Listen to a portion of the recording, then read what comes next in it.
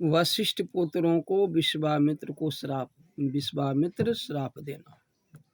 अब वशिष्ठ पुत्रों को विश्वामित्र जी श्राप देते हैं वाल्मीकि रामायण द्वारा। आइए सुनिए। साक्षात चंडालता को प्राप्त राजा ने जब ऐसा कहा, त्रिशंकु राजा ने ऐसा कहा, तब उस पर कृपा कर करके विश्वामित्र ने उसे मीठी वाणी में कहा, हे राजन, मैं तेरा स्वागत करता हूँ। कहते हैं, हे राजन, मैं तेरा स्वागत करता हूँ। मैं जानता हूँ, कहता है, मैं जानता हूँ तू धर्मात्मा है, तू गंगा का जैसा पवित्र है। हम तुझे अपनी शरण में लूँगा। कहते हैं, हम अपनी शरण में लूँगा, अथवा मैं तेरी रक्षा करूँगा, मैं तुम्हें भला करूँगा। हे नृपपंगम, तू मत डर। हे राजन, मैं सभ्य पुण्य कर्म निरत ऋषि के पास न्योता भेजता हूँ। कहते सभी ऋषि महात्माओं के पास मैं न्योता भेजता हूँ। वे सब तो आकर के यज्ञ सहायता करेगा। कहते वह सब आकर करके यज्ञ में सहायता करेगा और तू सनानंद यज्ञ करेगा। गुरु श्राप से तेरा यह जो रूप बिगड़ गया है, कहते गुरु श्राप से तेरा यह रूप जो बिगड़ गया है, कालेपन जो लगता है देखने के लिए, सो तू इसी रूप से और इसी शरीर से स्वर्ग को जाएगा।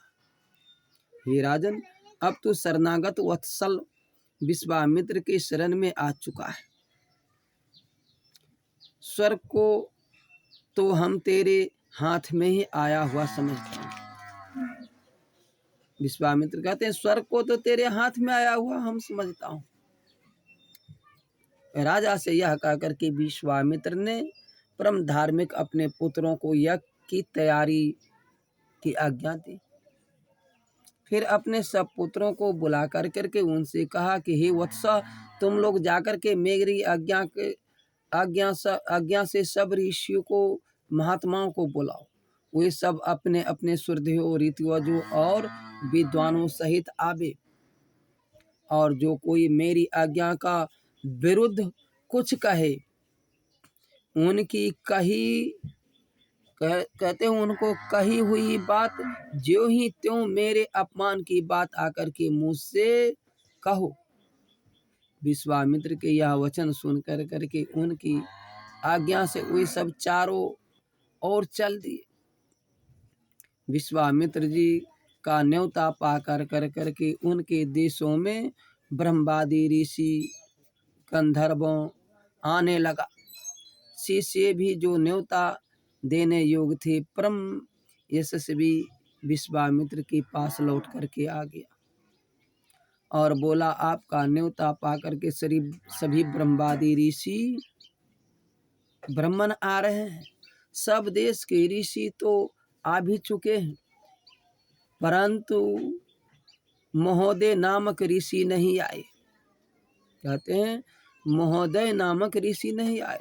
उनके अतिरिक्त वशिष्ठ के सब पुत्रों महाक्रुद्ध हो जो कुवाच कहे हैं। कहते हैं गुरु वशिष्ठ के पुत्रों जो कुवाच कहे हैं, ये सभी मुनुपंगव सुनिए। वे बोले कि जिस यज्ञ में विशेषकर चंडाल के यज्ञ हो, मैं चंडाल के यज्ञ हो और क्षत्रिय योजक यज्ञ कराने वाला हो, उस यज्ञ में देव ऋषि किस प्रकार हवि ग्रहण करेगा। कहते हैं देव ऋषि उसमें किस प्रकार हवि ग्रहण करेगा, जहाँ चंडाल का यज्ञ हो। और ब्राह्मण व महात्मा लोग जो विश्वामित्र के वश में हो, चंडाल का यज्ञ भोजन कर सके, स्वर्ग जाएगा।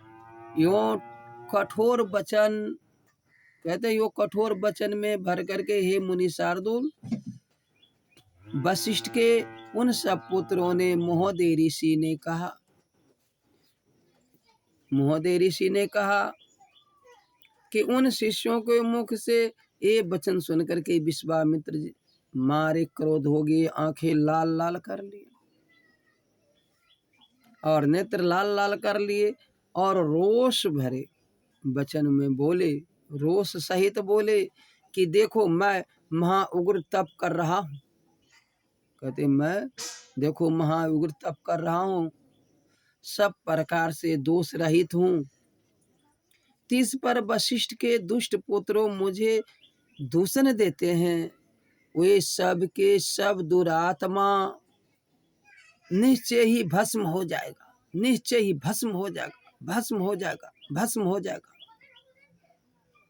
और काल पास में बांधे हुए आज ही यमपुरी में पहुंचा दिए जाएगा, आज ही यमपुरी में पहुंचा दिया जाएगा, आज ही यमपुरी में पहुंचा दिया जाएगा। और 700 जन्म तक मृत्या सौभक्षी मुर्दा खाने वाला होगा, मुर्दा खाने वाला होगा, मुर्दा खाने वाला होगा। उन्हें नियमित रूप से कुत्ते का मांस खाना पड़ेगा, उसे जैसे नियमित रूप से यानी कि निश्चित रूप से कुत्ते का मांस खाना पड़ेगा। मुसक उनका नाम होगा, यानी मुसक उसका नाम होगा। मूस जो है चूहा जिनको कहते हैं, वह सब जैसे गुरु वशिष्ठ के पुत्र ही है। वही सब विश्वामित्र के श्राप से जैसे गुरु वशिष्ठ के पुत्र जैसे चूहा हुए हैं, जो गणनायक के सवारी है। वे निर्दयी घृणित कुरूप होकर करके इधर उधर घूमेगा। महोदय नामक दुर्बुद्धि ने मुझे निर्दोष का जो दोष लगाया है, सो वह सब लोग दूषित होकर के निषाद योनि को पावेगा। कहते वह सब दूषित होकर करके दुर्बुद्धि, वह सब दूषित होकर के निषाद योनि को पावेगा।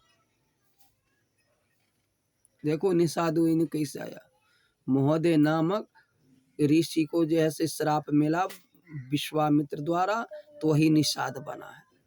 और हिंसक तथा निर्दय होकर के दीर्घ काल तक मेरे क्रोध को बड़ी दुर्गति भोगेगा। महातपस्वी विश्वामित्र ऋषियों के बीच में बैठे हुए इस प्रकार उनको श्राप दे करके चुप हो गए। जय श्री रामचंद्र की जय, गुरु विश्वामित्र की जय।